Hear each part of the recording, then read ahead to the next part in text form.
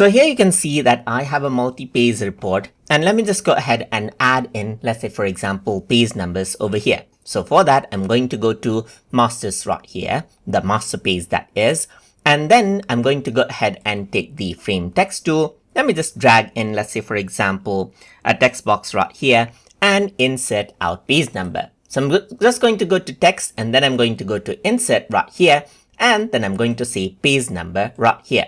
So once I go ahead and do that, I'm going to go ahead and then press, let's say for example, plus button right here, and then you can see the page number. So as I go right here, let me just go ahead and apply master to all of the pages right here and press OK, and then you can see the page number right here.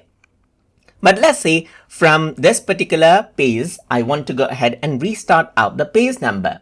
So for that, you can actually utilize sections. So I'm going to go to this page, I'm going to right click, and then I'm going to go ahead and say, let's say for example, start section.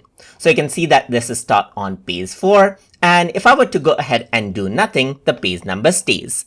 But if I were to go ahead right here, and let's say for example, edit the section, you can restart the numbering right here at 1 as well. So once I go ahead and do that, you can see that this is page number 3, and from here, there's page number 1.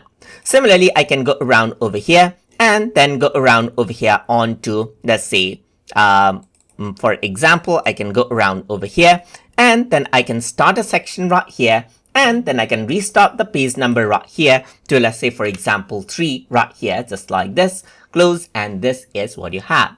So that is basically how you can go ahead and then restart out page numbers in section in Affinity.